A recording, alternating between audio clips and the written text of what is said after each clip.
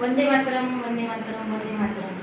आता लाईव्ह येण्यामागचं कारण हे आहे की श्रीरामपूरमधील सुदर्शन नागरी सहकारी पतसंस्था चे चेअरमन देवीदास काशीनाथ चव्हाण यांनी पदाचा गैरवापर करून नियमबाह्य आणि अनधिकृत कागदपत्रांच्या आधारे सुमारे 25 लाख रुपये कर्ज घेतलेले आहे।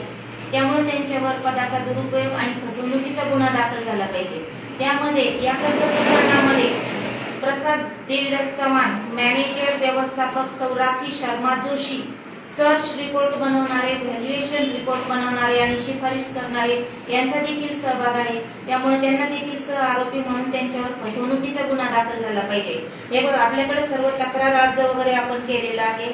देवीदास काशीनाथ चव्हाण, सुदर्शन नागरी सहकारी पतसंस्था श्रीरामपूर, आणि यांनी त्यांचा गट नंबर 119/19 शिरसगाव आणि तालुका श्रीरामपूर, जिल्हा अहिल्यानगर येथील आपले जे क्षेत्र आहे ते सुदर्शन नागरी सहकारी पतसंस्थेमध्ये गहाण ठेवून 25 लाख रुपये कर्ज घेतलेले आहे। आणि त्यासाठी आम्ही सहाय्यक निबंधक श्रीरामपूर यांना पत्र व्यवहार केला होता। त्यांनी त्यांना नोटीस काढलेली आहे 15 तारखेला, हेही बघून घ्या। 15/4/26 रोजी नोटीस काढलेली आहे त्यांनी। मला ते असं सांगायचं आहे की त्यांनी त्यांचं खरेदी खत देखील याला जोडलेलं आहे। आणि त्यांची जी सदनिका आहे बघा, देवीदास काशीनाथ चव्हाण, धंदा व्यापार, त्यांचं प्रसाद प्रॉपर्टी नावाने त्यांचं गोडाऊन आहे, जे त्यांनी निवासी सदनिका म्हणून त्यांना मान्यता दिलेली होती।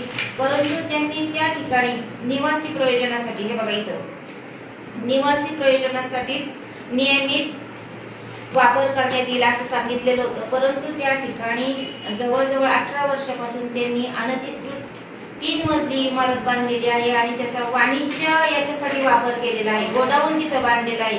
आजूबाजूच्या लोकांच्या तिथे जे वाणिज्याचा वापर केल्यामुळे जीविताला देखील धोका आहे।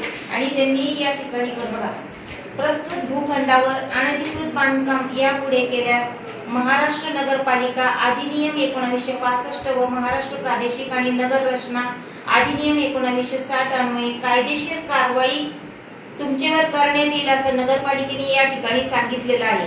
आणि हे बघा, नगर रचना अभियंता श्रीरामपूर, नगर परिषद श्रीरामपूर या ठिकाणी आहे। आपल्याकडे सर्व यांचे कागदपत्र देखील आहे आणि हा त्यांचा 7/12 उतारा आहे। त्याच्यावरती स्पष्ट इथं बघा दिसते, इथे 25 लाख सुदर्शन नागरी सहकारी पतसंस्थेवर त्यांनी त्याच बेकायदेशीर बांधलेल्या प्रॉपर्टीवरती 25 लाख रुपये कर्ज घेतलेला आहे। तर मला या माध्यमातून असं सांगायचंय की आतापर्यंत हे बघा, हा फोटो पण आपल्याकडे आहे, प्रसाद प्रॉपर्टी, कांदा मार्केटच्या जवळ आहे त्यांची ही इमारत।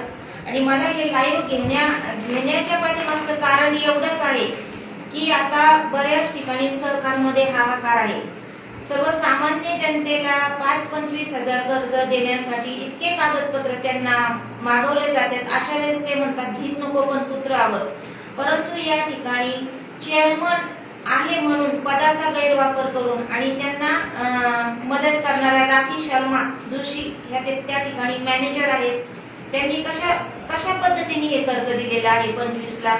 जी इमारतच मुळात बेकायदेशीर बांधलेली आहे आणि त्या ठिकाणी कुठले कागदपत्र त्यांनी त्या ठिकाणी घेतलेले आहेत ते पण त्यांनी त्यांच्या याला आपण नगरपालिकेकडून, टाउन प्लॅनिंग कडून पण त्यांना नोटीस पाठवलेली आहे। त्यांनी हे कागदपत्र सादर करण्यासाठी 30 दिवसाचा त्यांना अवधी देखील दिलेला आहे।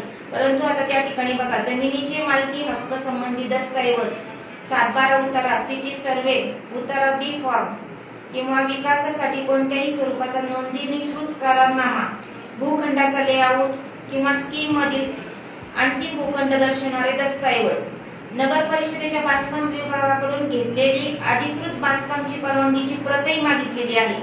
अधिकृत बांधकामचा नकाशा, चतुर्सीमा दर्शवणारा मोजणी नकाशा, एवढे कागदपत्र श्रीरामपूर नगर परिषद यांनी देखील मागवलेले आहे।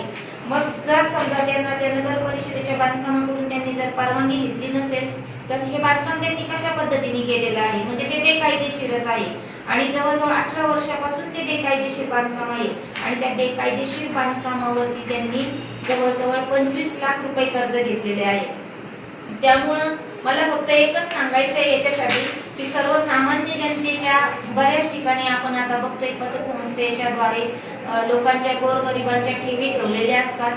त्या ठेवी त्यांच्या सुरक्षित नसतात. एकदा हे चेअरमन संचालक मंडळ 20-25 लाख रुपये कर्ज घेतलेले आहे. याच्या मागे 50 लाख 1 कोटी सुद्धा कर्ज हे लोक घेत असतील, परंतु सर्वसामान्य जनतेला कळत नाही.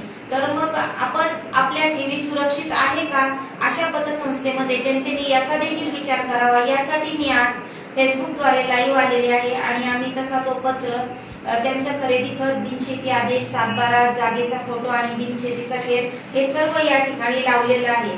आणि याची प्रत आम्ही माननीय जिल्हाधिकारी वतीने की अनेक लोकांच्या पतसंस्थेमध्ये ठेवी बुडतात.